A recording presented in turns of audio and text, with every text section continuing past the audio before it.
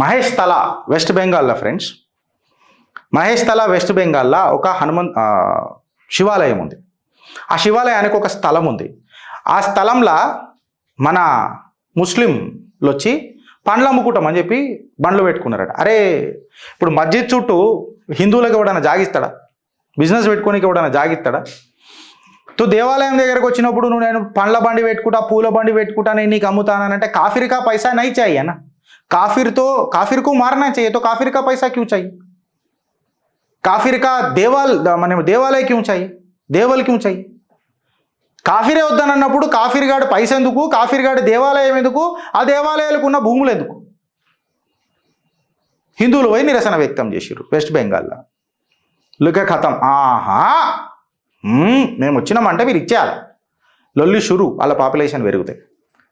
పోలీసుల మీద కూడా దాడి చేసిరు. పోలీసులు నిజంగా చెప్పాలంటే ఎడ్డుముఖం పెట్టుకొని కూర్చుని ఉన్నారు. వెస్ట్ బెంగాల్ పోలీసులకు గాజులు కూడా ఇచ్చిరట. ఆడ సువేంద్ర అధికారి కొట్లాడుతున్నాడు.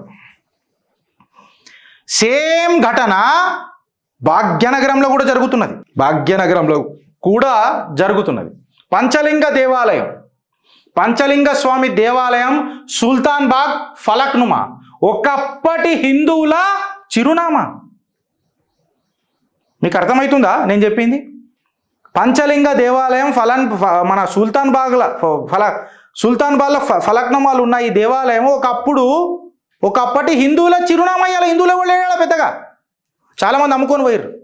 శివరాత్రికి కూడా మనం పూజలు చేయాల్సుకోవాల్సిన ఆస్కారం లేదు. ఒక సంబల్, ఒక వెస్ట్ బెంగాల్, ఒక సుల్తాన్ బాగ్ ఇలా ఒకటి అయిపోయింది. ఆడ పంచలింగ దేవాలయం టెంపుల్ దగ్గర ఆ దేవాలయానికి 3 ఎకరాల 18 గుంటల స్థలం ఉండదు. అది ఎండోమెంట్ డిపార్ట్మెంట్లలో కూడా చెప్పిండ్రు. కోర్టు, ల్యాండ్ గ్రాబింగ్ కోర్టు కూడా తీర్పిచ్చింది, వాడు ఒక ల్యాండ్ గ్రాబరు అని చెప్పిండ్రు. అయినా ఆహా మన కనబడదు, మన కళ్ళలో కాకులు కూడా వస్తాయి కదా, మన కళ్ళలో కనబడదు ఇవంతా. అరే సల్కం చెరువుకి సలాం కొట్టేసిర్రు. హైడ్రా ఏమాయ్ హైడ్రా రేవంత్ అన్న, ఏమాయ్ సల్కం చెరువు ఏమాయ్? ఇయ్యాల సల్కం చెరువు పక్కకు పెట్టి అక్కడ విద్యార్థులు ఉన్నారు అని చెప్పేదో బూటకపు నాటకాలు ఆడిరు. మళ్ళీ ఆడైతే నార్మల్ సివిలియన్ కదా, దేవాలయ భూముల వాడు ఇల్లులు కట్టుకుంటుండు కదా, దేవాలయ భూమిల వాడికి పర్మిషన్స్ ఎట్లొచ్చినాయి? దేవాలయ భూమిల వాడికి హౌస్ నంబర్ వచ్చింది అని అంటే తెలంగాణ రాష్ట్ర సర్కార్ గుడ్డిగుర్రాల పండ్లు తోముతుందా అని అడుగుతున్నా. అట్లెట్లొచ్చింది అని అడుగుతున్నా. ఇలా హౌస్ నంబర్ ఎట్లొచ్చింది దానికి? అదే హౌస్ నంబర్ మీద అది ఇప్పుడు నేను చెప్పింది గాడికే వస్తున్నాయి కదా. వెనకటికి మొన్న హైదరాబాద్ పార్లమెంట్ ఎలక్షన్స్ అవుతున్నప్పుడు అక్కడ పార్లమెంట్ అభ్యర్థి, భారతీయ జనతా పార్టీ నుంచి పార్లమెంట్ అభ్యర్థి మాధవిలత గారు ఒంటికాల మీద తపస్సు చేసిరు. దొంగ ఓట్లు ఉన్నాయి, దొంగ ఇల్లులు కట్టుకున్నారు,